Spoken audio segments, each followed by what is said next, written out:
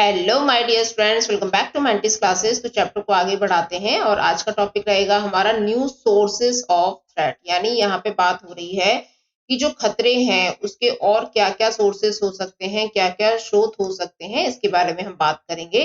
तो जैसे कि हमने इस चैप्टर में स्टार्टिंग में पढ़ा था कि भाई ट्रेडिशनल एंड नॉन ट्रेडिशनल यहाँ पे दो तरीके की सिक्योरिटी होती है। तो ट्रेडिशनल में हमने क्या देखा था कि जब आपके देश को बाहरी खतरों से थ्रेट होता है, यानी बाहरी देशों से जो थ्रेट होता है, बाहरी आक्रमण का जो थ्रेट होता है, तो उसको हम ट्रेडिशनल में डालेंगे। यहाँ पे हमारी सरकार जो है पूरा ध्यान रखती है और काम करती है।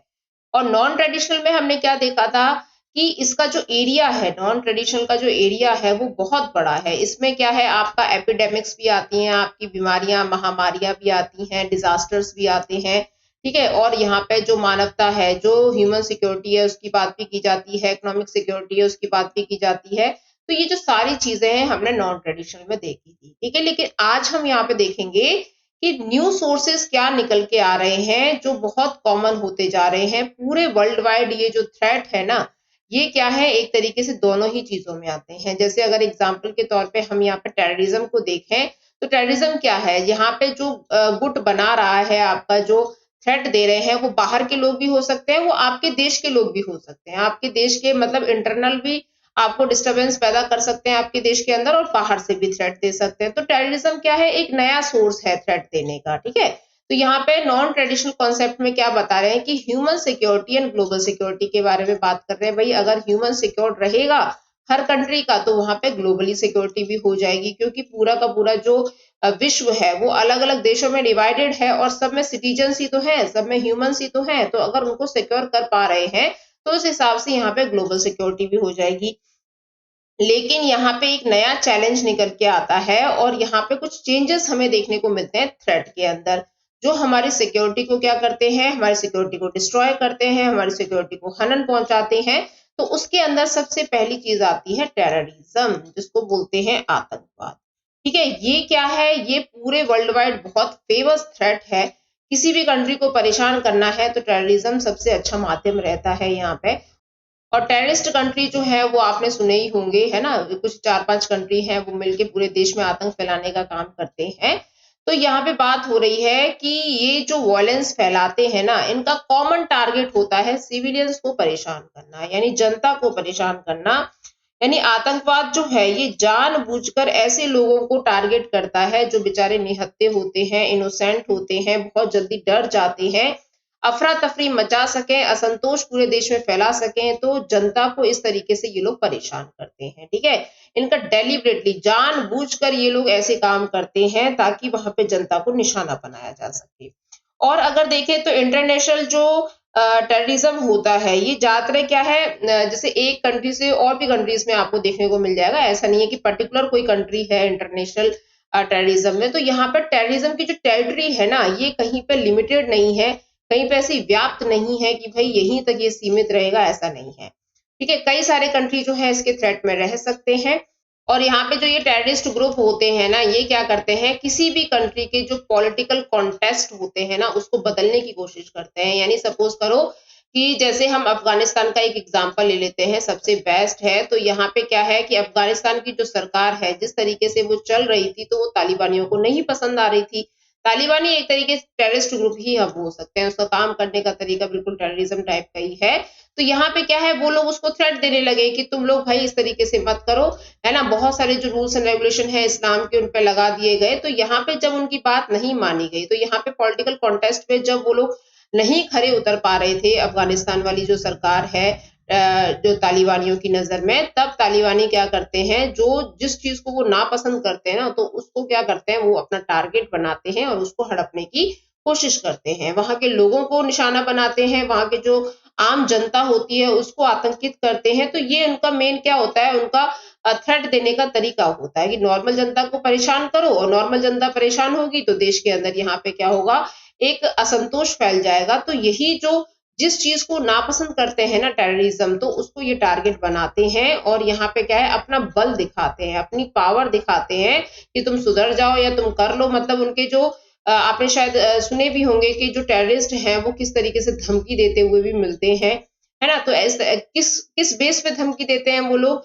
यहाँ पे अपने वेपन्स के बलबूते धमकी देते हैं, वो दिखाते हैं कि हम कितने आपसे ज्यादा ताकतवर हैं, अगर आप लोगों ने हमारी बात नहीं मानी तो हम इस तरीके से विध्वंस मचाएंगे। ठीक है, तो यहाँ पे जो सरकार है ना, और भी कंट्रीज को लड़ाने का काम ये करते हैं, एक दूसरे की सरकारों को भिड़ाने का काम भी ये करते हैं। जैसे एक छोटा सा एग्जाम्पल हम देख लेते हैं कि इंडिया और पाकिस्तान है। ठीक है, तो यहाँ पे इंडिया और पाकिस्तान तो चलो एक है कॉन्फ्लिक्ट, कितने सालों से चला आ रहा है, लेकिन इस कॉन्फ्लिक्ट का एक सबसे बड़ी वजह जो है ना, वो टेररिज्म ही है।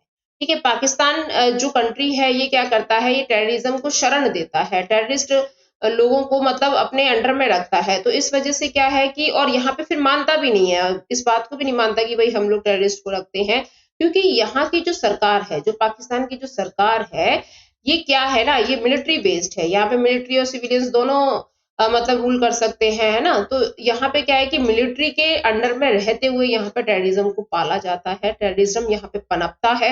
हमारे देश में क्या है ना स्टूडेंट, हमारे देश में डिफेंस जो है बिल्कुल सेपरेट है। हमारे यहाँ पे जो सरकार है वो सिविलियन बेस्ड है, यानी हमारे यहाँ पे जो डेमोक्रेसी चल रही है, हमारे देश की जो डेमोक्रेसी चल रही है, यहाँ पे डिफेंस एक अलग रोल प्ले करती है, ये देश को सुरक्षित करने का काम करती है, पर इसका सरकार में कोई इंटरफेरेंस नहीं रहता है। ठीक है, तो यहाँ पे डिफेंस मिनिस्टर हमारे जो बनाए जाते हैं, वो उसके थ्रू यहाँ पे चैन बनती है कि भाई क्या क्या चीजें हैं जो देश के लिए लागू करनी चाहिए, क्या क्या चीजें हमारे देश के लिए सही है। ठीक है, तो यहाँ पे डिफेंस मिनिस्टर उस चीज को संभालते हैं, लेकिन यहाँ पे तो जो सरकार भी बनती है ना, वो भी क्या होती है, मिलिट्री के अंडर में होती है। और मिलिट्री क्या करती है, वेपन्स और ये आर्म्स एंड अम्युनिशंस वगैरह रखती है, तो और यही चीज टेररिस्ट के पास रहती है, तो बहुत इजीली यहाँ पे टेररिस्ट जो है पनप जाते हैं और यहाँ पे इनको शरण मिल जाती है। ठीक है, तो ये मेन कॉन्फ्लिक्ट का कारण है, दो देशों को लड़ाने का मेन कॉन्फ्लिक्ट यहाँ पे क्या हो गया, एक आतंकवाद हो गया। ठीक है, आगे बढ़ते हैं। यहाँ पे देखो, जो टेररिस्ट लोग होते हैं ना, उनके जो नॉर्मल मुद्दे होते हैं ना कि किस चीज पर टारगेट बनाना है, तो सबसे कॉमन मुद्दे हैं इनके, हाईजैक कर लो प्लेन्स को। जैसे मैंने आपको एक टॉपिक पे बताया भी था कि जो कांधार कांधार वाला जो हाईजैक हुआ था, यहाँ पे हमारे इंडिया के प्लेन को हाईजैक किया गया था, जो नेपाल से चंडीगढ़ आना था उसको, तो बीच में उसको हाईजैक कर लिया जाता है और कांधार ले जाया जाता है, और वहां पर डिमांड की जाती है 3 टेररिस्ट को छोड़ने की। ठीक है, कितने लोगों के बदले, 186 लोगों के बदले 3 टेररिस्ट को छोड़ने की डिमांड की जाती है कि आप जो है हमारे 3 आतंकवादियों को छोड़ो, 3 साथियों को छोड़ो, तब हम आपके जो सिविलियन लोग हैं उनको छोड़ेंगे। तो ऐसे करके हमारी सरकार को उनके सामने झुकना पड़ता है, और फिर हम लोग इनको छोड़ देते हैं। और जब ये छूट जाते हैं ना, तब ये मुंबई अटैक करते हैं, ये पुलवामा अटैक करते हैं। ठीक है, ये यहाँ पे 186 लोगों के बदले यहाँ पे तकरीबन 2-2.5 हजार लोगों को मार देते हैं। ठीक है, तो ये यहाँ पे सिलसिला चलता है, और इनका नॉर्मल होता है कि भाई प्लेन को हाईजैक कर लो, और यहाँ पे जैसे बॉम्ब्स लगा दो, किसमें, ट्रेन्स में बॉम्ब्स लगा दो, कैफेज में बॉम्ब्स लगा दो, मार्केट्स वगैरह में बॉम्ब्स लगा दो। ठीक है, तो ये क्या होते हैं, इनके टारगेटेड एरिया होते हैं, जहां पे ज्यादा क्राउडेड एरिया होगा वहां पे ये इस तरीके से अपना जो बॉम्ब वगैरह है ये सब फोड़ के, और यहाँ पे असंतोष पैदा करते हैं जनता के अंदर, जिससे क्या है, जनता जो है डरे, अफरा तफरी मचे, और यहाँ की जो सरकार है वो भी हमसे डरे। ठीक है, इस तरीके से करते हैं। इसकी बेस्ट एग्जांपल यहाँ पे हम देख लेते हैं, 11 सितंबर 2001 में यहाँ पे क्या हुआ था, वर्ल्ड ट्रेड सेंटर पर हमला हुआ था स्टूडेंट्स। और ये वर्ल्ड ट्रेड सेंटर जो है ये कहाँ पे है, ये है अमेरिका के अंदर।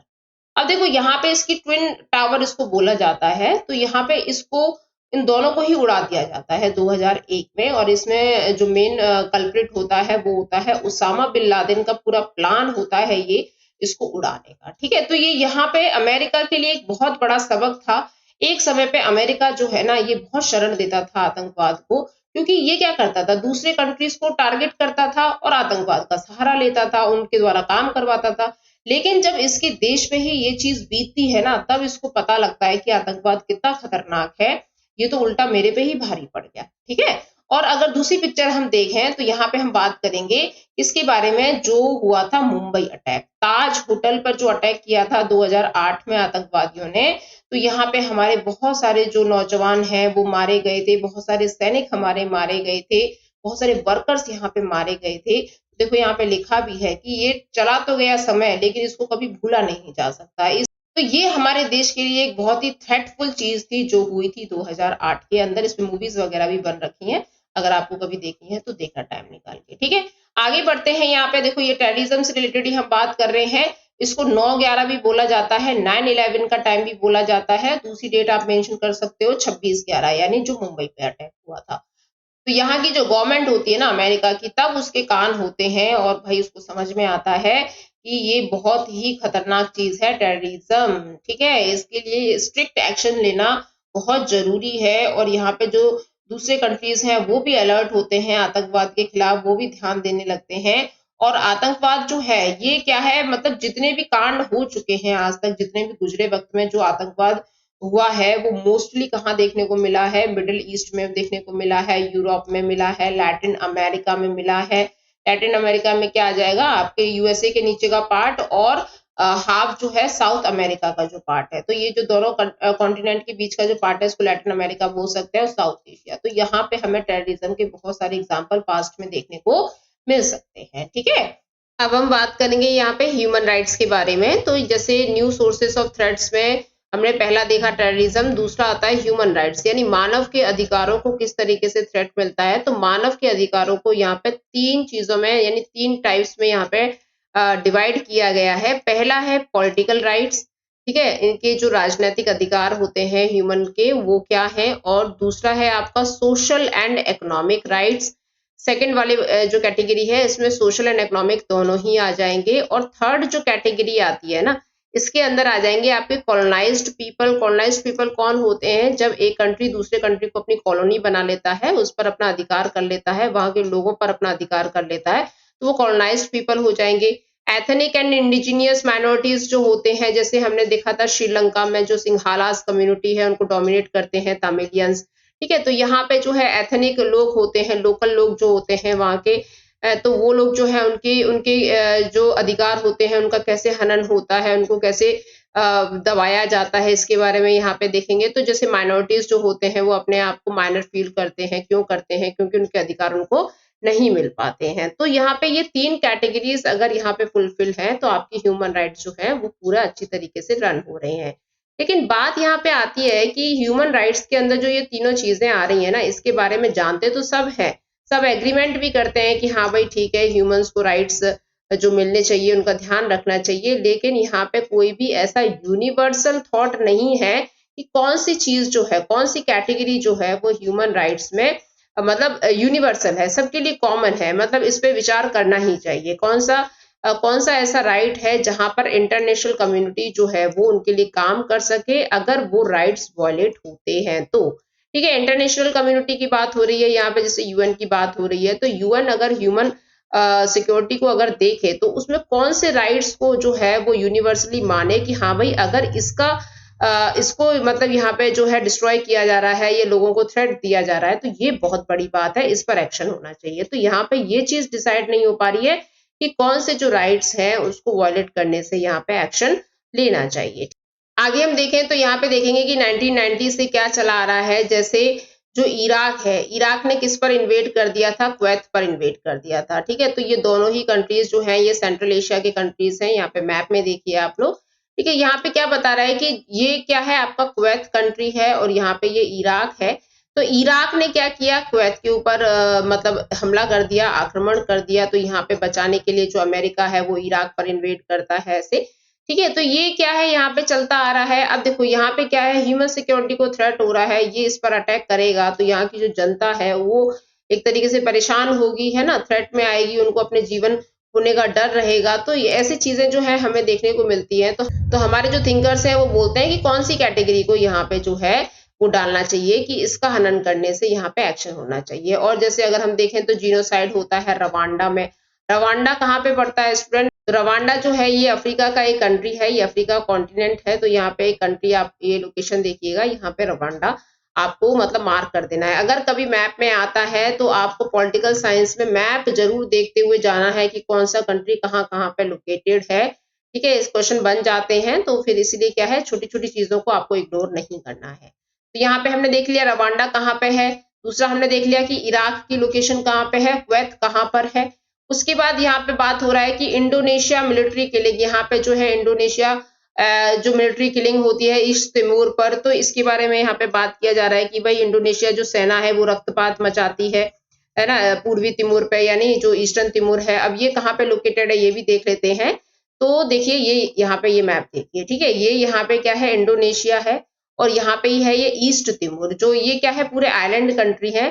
पूरे वर्ल्ड का सबसे जो आइलैंड वाला जो कंट्री है ना, छोटे छोटे टापुओं वाला जो कंट्री है वो इंडोनेशिया है। बहुत सारे आइलैंड को मिलके ये एक कंट्री बनता है। तो यहाँ पे क्या है, इनके बीच में चलता रहता है कुछ एथनिक कॉन्फ्लिक्ट चलता रहता है, कभी इंडिजीनियस वाली प्रॉब्लम्स कुछ ना कुछ चलती रहती है इन लोगों के बीच में, ठीक है ना। तो ये यहाँ पे बात हो रही है कि ह्यूमन सिक्योरिटी नहीं हो रही है ना इन सब चीजों में, ह्यूमन को थ्रेट हो रहा है, ठीक है। तो यहाँ पे ये सब चीजें देखने को मिलती रहती हैं नॉर्मली। तो यहाँ पे बोल रहे हैं कि भाई यूएन जो है, यूनाइटेड नेशन, अगर मतलब वहां पे कोई कम्युनिटी बिठाता है तो किस चीज पे यहाँ पे बात होनी चाहिए, किस चीज को यहाँ पे रोकने की बात होनी चाहिए, जहाँ पे ह्यूमन राइट्स को अब्यूज किया जा रहा है उसको रोकने की यहाँ पे बात होनी चाहिए, ठीक है। तो यहाँ पे कुछ थिंकर्स हैं वो आर्ग्यू करते हैं कि जो यूएन चार्टर है उसको एक स्ट्रिक्ट एक्शन लेना चाहिए, यहाँ पे एक कम्युनिटी बनानी चाहिए, इंटरनेशनल कम्युनिटी बनाना चाहिए, जहाँ पे आर्म्स वगैरह जो है उनको तैनात करना चाहिए, डिफेंस को तैनात करना चाहिए, ह्यूमन राइट्स को प्रोटेक्ट करने के लिए, ह्यूमन राइट्स को बचाने के लिए। यानी यूएन को क्या है, एक डिफेंस फोर्स बनानी चाहिए ह्यूमन के राइट्स को प्रोटेक्ट करने के लिए। यहाँ पे एक लोगों का मतलब कुछ लोगों का यहाँ पे ये मत है, वो आर्ग्यू कर रहे हैं कि ऐसा होना चाहिए। लेकिन अदर लोग जो हैं, जो दूसरी तरफ के जो लोग हैं, उनका क्या तर्क है, वो बोलते हैं, तो यहाँ पे जो पावरफुल कंट्रीज है ना, वो ये डिसाइड करते हैं कि यूएन को जो है वो किस चीज में हस्तक्षेप करना चाहिए, किस चीज में इंटरवीन करना चाहिए, कौन से मानव अधिकारों का उल्लंघन होने से जो मामले में सुनवाई होनी चाहिए, कौन से में नहीं सुनवाई होनी चाहिए। तो इस चीज का जो डिसीजन है यहाँ पे पावरफुल स्टेट्स करते हैं। पावरफुल स्टेट्स की बात हो रही है तो यहाँ पे यूएसए आ जाएगा, है ना, रशिया आ जाएगा, यूरोपियन कंट्रीज आ जाएंगे। तो इसके बारे में तो देखा जाए तो यहाँ पे बोलने का मतलब ये है कि यूएन जो है वो खुद पावरफुल स्टेट्स के अंडर में दबा हुआ है। तो यहाँ पे ये जो कंट्रीज है यही डिसाइड करेंगे कि किसके बारे में यहाँ पे काम करना चाहिए, ठीक है। Next new source of threat में हम बात करेंगे ग्लोबल पॉवर्टी के बारे में। ग्लोबल पॉवर्टी क्या होती है, जो आपकी पूरी दुनिया की गरीबी है ना, पूरी दुनिया मतलब पूरे विश्व में जो फैली हुई जो गरीबी है उसके बारे में यहाँ पे बात कर रहे हैं। तो ये भी एक थ्रेट ही है, गरीबी भी क्या है, एक थ्रेट है ना, एक मानव जीवन को यहाँ पे क्या कर रही है, अस्त व्यस्त कर रही है, परेशान कर रही है लोगों को, गरीबी जो है जीने नहीं देती है लोगों को। तो यहाँ पे क्या है, इसीलिए इसको थ्रेट में डाला गया है। अब देखो गरीबी के जो कारण है वो मेन कारण है पॉपुलेशन, यानी जनसंख्या। अगर जनसंख्या बहुत ज्यादा हो गई है तो वहां पे जो संसाधनों की कमी आ जाती है, जो रिसोर्सेस की कमी आ जाती है, उनको चीजें नहीं मिल पाती हैं, प्रॉपर्ली डिस्ट्रीब्यूट नहीं हो पाती हैं लोगों में, तो गरीबी बढ़ जाती है।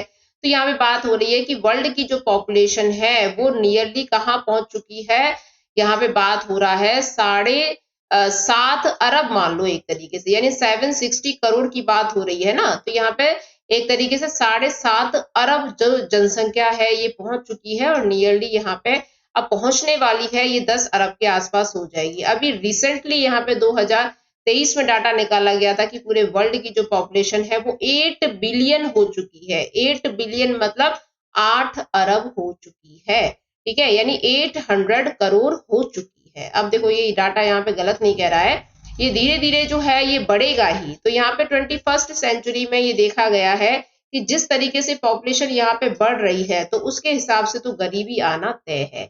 और यहाँ पे बात हो रही है कि 50% जो जनसंख्या है पूरे वर्ल्ड में, अगर हम पूरे वर्ल्ड को देखें तो 50% जो जनसंख्या है वो 6 ही कंट्रीज में मिल जाएगी आपको देखने को। 50% लोग जो है वो 6 ही कंट्री में मिल जाएंगे। ये 200 से ज्यादा कंट्री है हमारे पूरे वर्ल्ड में, लेकिन 6 कंट्रीज जो है ये भरे पड़े हैं जनसंख्या से। तो इनमें क्या है, पहले तो आप इंडिया को ही ले लो, देखो हमारा जो प्यारा भारत है ना, ये जनसंख्या में बहुत ज्यादा है, बहुत ज्यादा। यहाँ पे अगर जो भी प्रॉब्लम्स आपको फेस हो रही हैं इंडिया के अंदर तो उसका एक मेन कारण है पॉपुलेशन, ठीक है। सेकंड नंबर पे चाइना है, एक समय पे फर्स्ट नंबर पे चाइना हुआ करता था, सेकंड नंबर पे इंडिया हुआ करता था, लेकिन अब देखना अभी जो नया सेंसस आएगा उसमें इंडिया नंबर 1 पे आपको मिल जाएगा, ठीक है।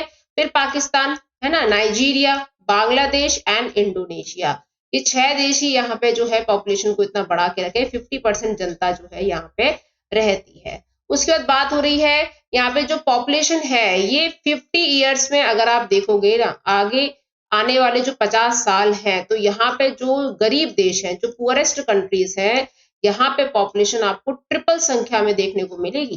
यानी अगर मतलब अभी जो जनसंख्या है अगर उसको मल्टीप्लाई 3 से आप कर दोगे ना तो ट्रिपल जो 3 गुना जो जनसंख्या आएगी ना वो आपको 50 सालों में कहाँ देखने को मिलेगी?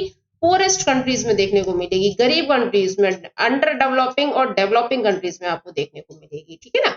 और अगर यहाँ पे जो रिच कंट्रीज हैं, जो पैसे वाले कंट्री हैं, जैसे यूएसए हो गया, यूरोप हो गया, यूएसएसआर वगैरह हो गया, तो यहाँ पे आपको पॉपुलेशन श्रिंक देखने को, श्रिंक का मतलब होता है सिकुड़ी हुई, कम देखने को मिलेगी।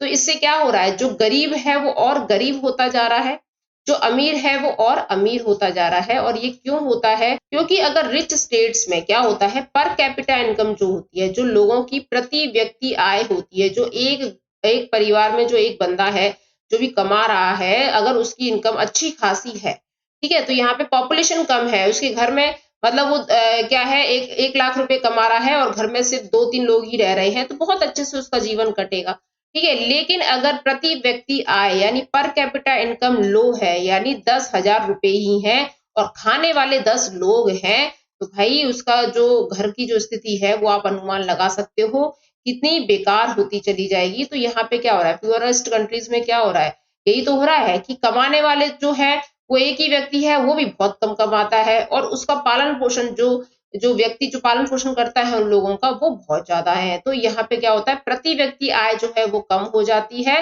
रिसोर्सेस भी यहाँ पे कम हो जाते हैं और यहाँ पे प्रति व्यक्ति आय यानी पर कैपिटा इनकम भी ज्यादा होता है और उनके लिए रिसोर्सेस की भरमार होती है। तो इसीलिए ये रिच स्टेट्स हो जाते हैं और ये वाले जो होते हैं ये पुअर स्टेट्स हो जाते हैं, ठीक है ना। तो यहाँ पे यही सब दे रखा है, आप देख लेना। आगे यहाँ पे बात हो रही है कि जो गैप हमें देखने को मिल रहा है ये सदर्न एंड नॉर्दर्न। अब देखिए आप अगर वर्ल्ड मैप को देखेंगे तो वर्ल्ड 2 हिस्सों में डिवाइडेड है, एक नॉर्थ और एक साउथ, ठीक है। तो नॉर्थ वाले जो कंट्रीज आ रहे हैं, जो नॉर्थ एरिया में लोकेटेड हैं, तो यहाँ पे ये जितने भी कंट्रीज है ना, ये इनके मुकाबले थोड़े अमीर हैं, ठीक है। यहाँ पे इनके पास जैसे अमेरिका हो गया, है ना, यूरोप हो गया, रशिया हो गया, ये सारे के सारे कहाँ पहुंच रहे हैं, सारे के सारे तो नॉर्थ में ही आ रहे हैं। लेकिन अगर आप साउथ वाला एरिया देखोगे यहाँ पे, तो जैसे साउथ अमेरिका कॉन्टिनेंट वाला हो गया, अफ्रीका वाला हो गया, है ना, ये यहाँ पे छोटे मोटे जितने भी हो गए, ये कंट्रीज जो हो गए सारे, ऑस्ट्रेलिया वगैरह, तो यहाँ पे जो डेवलपमेंट है ये कम है, यहाँ पे गरीबी ज्यादा है, ठीक है। हमारा जो भारत है ना वो एक तरीके से मिडिल में ही आता है, मतलब देखा जाए तो यहाँ पे क्या बोल रहा है कि नॉर्दर्न एंड सदर्न जो कंट्रीज हैं वर्ल्ड में, तो यहाँ पे एक हमें डिस्पैरिटी देखने को ये मिलती है कि साउथ के जो कंट्रीज हैं वो मुकाबले नॉर्थ के मुकाबले गरीब है, क्योंकि यहाँ पे जो पॉपुलेशन ग्रोथ और इनकम जो है ना वो इनके मुकाबले काफी डिस्पैरिटी यहाँ पे देखने को मिली है, काफी चेंजेस यहाँ पे देखने को मिलते हैं। लेकिन इन्होंने काफी सुधार करने की भी कोशिश करी है, जो साउथ पोल के जो कंट्री हैं उन्होंने काफी सुधार करने की कोशिश की है। जैसे कि अगर हम ऑस्ट्रेलिया को देखें तो ऑस्ट्रेलिया जो है आज के डेट में एक डेवलप्ड कंट्री में आ चुका है, लेकिन सारे कंट्रीज ऐसे नहीं है। जैसे कि एक एग्जाम्पल यहाँ पे दे रखा है अफ्रीका का, ठीक है। अफ्रीका का जो कंट्री है यहाँ पे सब सहारा एरिया जो है अफ्रीका का, यहाँ ये बहुत ज्यादा पुअरेस्ट रीजन है, बहुत गरीबी है यहाँ पे। अफ्रीका कॉन्टिनेंट में मोस्टली कंट्रीज ऐसे हैं जहाँ बहुत ज्यादा गरीबी आज की डेट में पाई जाती है। 21वीं सदी में भी वहां पे लोग जो है बहुत पिछड़े हुए हैं, बहुत गरीब हैं, ठीक है ना। तो यहाँ पे क्या है, लोगों को दूसरा कारण यहाँ पे क्या है, वॉर्स वगैरह बहुत होती हैं, तो लोग जो है बेचारे ऐसे ही मारे जाते हैं, मतलब वहां पे लोगों की कोई सिक्योरिटी नहीं है, कोई ह्यूमन सिक्योरिटी नहीं है, कभी भी जीनोसाइड से वो सफर करते रहते हैं। तो इस तरीके से दुनिया हमको देखने को यहाँ पे मिलती है। तो 21st सेंचुरी में भी ना यहाँ पे रेस्ट ऑफ द वर्ल्ड के हिसाब से, बाकी के देशों के हिसाब से यहाँ पे बहुत ज्यादा लोगों की किलिंग की जाती है, लोग मर जाते हैं। कुछ तो क्या है वहां पे एक तो जो महामारियां हैं वो बहुत फैलती हैं, नई नई बीमारियां होती हैं, वहां पे मेडिकल सुविधा इतनी है नहीं कि उनको वहां पे ट्रीटमेंट मिल सके, उसका पता लगाया जा सके, और महामारी तक वो फैल जाती हैं, पूरा एरिया वहां पे रीजन जो है वहां पे कवर कर लेती हैं। जैसे आपने सुना होगा सूडान में कितने सारे वायरसेस आते रहते हैं, इबोला वायरस है, ये वायरस है, ये मोस्टली अफ्रीका से देखने को मिलते हैं। दूसरा उनका खान पान है ना, बहुत ही ज्यादा ये लोग क्या है फ्लैश को कंज्यूम करते हैं और वो भी कच्चा पक्का खा लेते हैं। तो बहुत सारी चीजें यहाँ पे हमें देखने को मिलती है। और ये किस कारण है, यहाँ पे एजुकेशन नहीं है ना, यहाँ पे मतलब गरीबी इस वजह से है क्योंकि यहाँ पे लोग जो है बिल्कुल पिछड़ गए हैं, पीछे की, मतलब 21st सेंचुरी में भी इतने ज्यादा पीछे हैं लोग, यहाँ पे कोई डेवलपमेंट नहीं है। ये सारे कारण यहाँ पे होते हैं, सरकार भी यहाँ पे इतना ज्यादा लोगों के लिए जागृत नहीं है, ठीक है। और यहाँ पे बात हो रही है कि जो माइग्रेशन होता है ना, साउथ के जो कंट्रीज, देखो साउथ एरिया जो मैंने अभी आपको बताया कि साउथ के जो रीजन के जो लोग हैं, जो कंट्रीज के जो लोग हैं, तो उसमें जैसे ये वाला एरिया जो है साउथ वाला, यहाँ से जो ये माइग्रेट करते हैं, अब जैसे अगर आप इंडिया को ले लो या ऑस्ट्रेलिया को ले लो या इन सब एरिया को ले लो, तो ये भी माइग्रेट करते हैं अपने से डेवलप्ड कंट्रीज के अंदर। जैसे हमारे जो इंडियंस है वो बहुत ज्यादा आपको देखने को मिल जाएंगे अमेरिका के अंदर, यूरोप के अंदर, है ना, दुबई वगैरह में सेटल मिल जाएंगे। क्यों जाते हैं? क्योंकि यहाँ पे क्या है, अच्छी अपॉर्चुनिटीज है, इकोनॉमिक अपॉर्चुनिटीज बहुत अच्छी है, तो इसलिए यहाँ पे ये माइग्रेट कर जाते हैं। तो साउथ के जो रीजन के जो कंट्रीज है वो लार्ज स्केल पे माइग्रेट करते हैं to seek a better life, एक अच्छी जिंदगी यापन करने के लिए, अच्छा जीवन गुजारने के लिए, अच्छी इकोनॉमिक अपॉर्चुनिटीज के लिए वो लोग नॉर्थ कंट्रीज में जाके माइग्रेट होते हैं। दूसरा, इसी की वजह से यहाँ पे क्या होता है, पॉलिटिकल फ्रिक्शन आता है। पॉलिटिकल फ्रिक्शन मतलब अगर आपके कंट्रीज में भी बहुत सारे लोग ऐसे आके फंस जाएंगे तो एक टेंशन क्रिएट हो जाती है पूरे मतलब कंट्री के अंदर। वहां पे सरकार जो है वो परेशान हो जाती है कि भाई लोग इस तरीके से आ रहे हैं, हमारे रिसोर्सेज को खत्म करेंगे, ये सारी चीजें।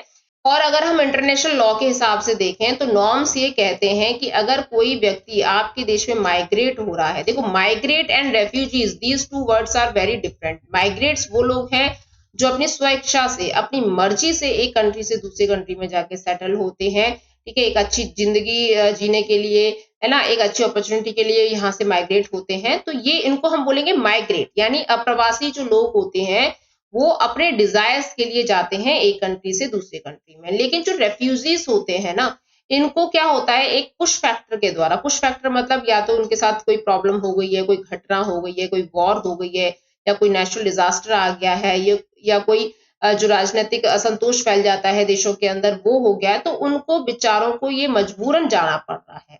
जैसे यूक्रेन में वॉर हो रही है, तो यूक्रेन वाले जो है वो कहाँ पे आके सेटल हो रहे हैं, यूरोप के कुछ कंट्रीज में आके, यहाँ पे रेफ्यूजीज कैंप में आके बस जा रहे हैं। और जैसे इंडिया पाकिस्तान का जब पार्टीशन हुआ था तो पाकिस्तानी जो है वो इंडिया में आके रेफ्यूजीज कैंप में रहे थे दिल्ली के अंदर। तो ये क्या है, ये मजबूरन आ रहे हैं, ये अपने घर बार को छोड़ के, है ना, मजबूरी में इनको आना पड़ रहा है। लेकिन जो माइग्रेंट्स हैं वो अपनी इच्छा से जाते हैं, अपनी मर्जी से जाते हैं, ठीक है ना। तो यहाँ पे क्या बोल रहे हैं कि अगर देखा जाए नॉर्म्स में, मतलब रूल्स में अगर देखा जाए, तो अगर कोई कंट्री जो है अगर वो शरणार्थियों को रखता है, यानी रेफ्यूजीज को रखता है, तो ये तो सही है, भाई वो परेशान है इसीलिए यहाँ पे उनको थोड़ा शरण देना जरूरी है, तो ये तो ठीक है। लेकिन यहाँ पे जो माइग्रेंट्स आ रहे हैं ना, ये उस देश की पॉपुलेशन को बढ़ा रहे हैं, उस देश में टेंशन क्रिएट कर रहे हैं, तो इस वजह से यहाँ पे जो है थोड़ा सा डिस्टर्बेंस देखने को मिलता है कंट्रीज के अंदर, ठीक है। और कहीं कहीं पे तो जो रेफ्यूजीज है ना, उनको अपने देश के अंदर ही रेफ्यूजीज बनना पड़ रहा है। जैसे का मतलब क्या है कि आपके देश के अंदर, जैसे इंडिया में यहाँ पे एक एग्जाम्पल दे रखा है कश्मीरी पंडितों का, ठीक है। तो कश्मीर में जो पंडित बसते थे, तो 1990s के समय पे वहां पे बहुत ज्यादा यहाँ पे एक तरीके से मिलिटेंट एक्टिविटीज होती हैं, और यहाँ पे जो कश्मीर में बसने वाले जो पंडित है ना, जो हिंदू पंडित हैं, उनको यहाँ से निकलना पड़ता है, उनको यहाँ से भागना पड़ता है, उनको यहाँ पे बहुत लाइफ का थ्रेट हो जाता है स्टूडेंट्स। तो ये क्यों है, क्योंकि कश्मीर जो है ना एक मुस्लिम एरिया माना जाता है, तो यहाँ पे जो टेररिस्ट हैं वो एक तरीके से यहाँ पे जो हिंदुओं के लिए थ्रेट पैदा करते हैं, और इसी वजह से क्या होता है, ये क्राइसिस जो मचते हैं 1990s में, तो ये एक इंटरनली डिस्प्लेस्ड का कारण बनते हैं। इंटरनली डिस्प्लेस्ड का मतलब है कि आप एक देश से दूसरे देश में नहीं जा रहे हो, आप अपने ही देश में एक जगह से दूसरी जगह जाके सेटल हो जा रहे हो, ठीक है। तो एक्सटर्नली आपको कहीं नहीं जाना पड़ रहा है। तो जैसे जम्मू कश्मीर के जो लोग होते हैं, जो पंडित होते हैं, वो दिल्ली में आके बस जाते हैं, पंजाब में आके बस जाते हैं, जहां पे भी उन लोगों का रहना हो पाता है वो वहां पे जाके बस जाते हैं। उसके बाद बताया जा रहा है यहाँ पे कि जो वर्ल्ड रेफ्यूजी मैप है वो एक तरीके से वर्ल्ड कॉन्फ्लिक्ट मैप बताया गया है। यानी कहने का मतलब है कि रेफ्यूजीज जो है वो जाते ही क्यों हैं, किस कारण जाते हैं, किस कारण उनकी जो लोकेशन है वो एक जगह से दूसरी जगह बदलती है, वो कारण है कॉन्फ्लिक्ट का। यानी वहां पे या तो वॉर हो गई है, या जीनोसाइड हो गई है, या कोई मिलिटेंट एक्टिविटी हो गई है। तो इसी वजह से यहाँ पे क्या है, उनको अपनी जान माल बचाने के लिए वहां से भागना पड़ता है। तो यहाँ पे देखा गया है कि जो सदर्न एरिया के जो कंट्रीज है ना, जो साउथ जोन के जो कंट्रीज हैं, तो मिलियंस ऑफ रेफ्यूजीज जो है वो अपने सेफ जोन के लिए भागे हैं, अपने लाइफ को बचाने के लिए भागे हैं, कहीं ना कहीं जाके वो सेटल हुए हैं बेचारे, ठीक है। तो 1990 से लेकर और 1995 के टाइम पर, यानी ये 5 जो साल हैं, यहाँ पे जो 70 देश हैं, यानी 70 जो कंट्रीज हैं, ये इन्वॉल्व थे 93 वॉर्स में, मतलब हद है, ठीक है। ये जो टाइम है इसमें 93 वॉर्स जो हुई थी 70 देश इसमें इन्वॉल्व हैं, कोई किसी के साथ लड़ रहा है ना, जैसे सीरिया है, इजराइल से लड़ रहा है, इराक जो है कुवैत से लड़ रहा है, कोई ना कोई किसी ना किसी से यहाँ पे लड़ ही रहा है। तो 93 वॉर्स में इन्वॉल्व थे 70 देश, और यहाँ पे 55 लाख लोगों की मृत्यु हुई थी, जो यहाँ की जो जनता थी उनकी मृत्यु हुई थी। तो इसी वजह से लोगों को क्या है, इंडिविजुअल्स एंड फैमिलीज को अपने, इवन यहाँ पे पूरी होल कम्युनिटी को भी यहाँ से भागना पड़ रहा था अपनी जान को बचाने के लिए। ठीक है, यहाँ पे ये बेचारे फोर्सली माइग्रेट हुए थे एक कंट्री से दूसरी कंट्री। यहाँ पे ये खुशी से नहीं गए थे, यहाँ पे ये अपनी लाइफ को बचाने के लिए, अपनी लाइफ के थ्रेट को बचाने के लिए यहाँ से मूव करते हैं। ठीक है, तो वायलेंस से बचने के लिए, अपनी लाइफ को बचाने के लिए, अपनी आइडेंटिटी को बचाने के लिए, अपने लिविंग एनवायरनमेंट को बचाने के लिए ये लोग क्या करते हैं, दूसरे कंट्रीज में जाके सेटल होते हैं और वहां पे रेफ्यूजीज बन के जाते हैं। ठीक, तो यहाँ पे बताया जा रहा है कि 1990s के समय पे अगर 60 रेफ्यूजीज है ना, तो 60 में से बस 3 को छोड़ के, 3 जो है वो किसी और चीज से पीड़ित है, बाकी के जो आपके 57 है वो सारे के सारे जो है इंटरनल आर्म्ड कॉन्फ्लिक्ट से ही परेशान थे। तो अगर हम जर्नली एक डाटा लगाएं तो यहाँ पे हमें क्या देखने को मिल रहा है स्टूडेंट, कि भाई पूरे वर्ल्ड का जब मैप देखा गया, जो त्राहिमाम मच रहा है पूरे वर्ल्ड में, हाहाकार जो मच रहा है, वो यहाँ पे किसकी वजह से मच रहा है, इंटरनल आर्म्ड कॉन्फ्लिक्ट की वजह से मच रहा है, जिसकी वजह से यहाँ पे नॉर्मल जनता को एक जगह से दूसरी जगह रेफ्यूजी बन के जाना पड़ रहा है स्टूडेंट्स। ठीक है, तो यहाँ पे हमने देखा, और यहाँ पे एक हम ये देख लेते हैं पिक्चर। यहाँ पे बताया जा रहा है लाइफ एक्सपेक्टेंसी के बारे में बताया जा रहा है। देखो, किसी भी देश में अगर लोग ज्यादा साल तक जीते हैं, जैसे फॉर एग्जांपल जर्मनी को ले लो, जापान को ले लो, यहाँ पे लोग जो है बहुत सालों साल तक जीते हैं। कारण क्या है इनका, यहाँ की मेडिकल फैसिलिटी, यहाँ पे जो लोगों को जो सुविधाएं मिलती हैं उसकी वजह से इनका जीवन जो है बहुत लंबा हो जाता है। लेकिन अगर किसी कंट्री में व्यक्ति 40 साल तक ही जी पा रहा है, तो उससे आप अनुमान लगा सकते हो कि वहां उस कंट्री की कितनी बड़ी दुर्दशा रही होगी। कोई फैसिलिटी नहीं है वहां पे लोगों की लाइफ के लिए। ठीक है, लोगों के सर्वाइवल के लिए कोई यहाँ पे सुविधा नहीं है। तो ये यहाँ पे दिखाया जा रहा है कि ये मतलब एक मोटा मोटा आंकड़ा दे रखा है स्टूडेंट्स, कि जहां पर उम्र ज्यादा है वहां पे वो कंट्रीज जो है वो काफी वेल एस्टेब्लिश्ड है। लेकिन अगर उम्र कम है, ठीक है, तो वहां पे लोगों की प्रति व्यक्ति आय भी कम है और उस देश में गरीबी बहुत ज्यादा है। ठीक है, तो बस इतना ही आप इसको ध्यान रखना। और यहाँ पे इन्फेंट मोर्टेलिटी रेट बोला गया है, जो बच्चों की मृत्यु हो जाती है पैदा होते ही। ठीक है, तो वो यहाँ पे आंकड़ा दे रखा है, तो ऐसे आप देख लेना। वैसे ये बस जस्ट आप नजर रखना, इसमें से क्वेश्चन ऐसे ज्यादा बनते नहीं, बस आपको एक आइडिया रखना है कि हाँ भाई इस कंट्री में सबसे ज्यादा जो लोग हैं वो मतलब उनकी लाइफ जो है वो कम है, या इन्फेंट मोर्टेलिटी रेट जो है वो ज्यादा है। ठीक है, तो यहाँ पे जो है हम वीडियो को खत्म करते हैं स्टूडेंट। हेल्थ एपिडेमिक्स हम नेक्स्ट वीडियो में स्टार्ट करेंगे, तो क्योंकि वीडियो बहुत ज्यादा लंबा हो जाएगा। तो अगर आपको कोई क्वेरी है, कोई चीज अगर समझ में नहीं आई है, तो आप कमेंट बॉक्स में क्वेश्चन पूछ सकते हो। तो आप अच्छे से अपने चैप्टर को कवर कीजिए, अपना ध्यान रखिए, पढ़ते रहिए। Bye bye students.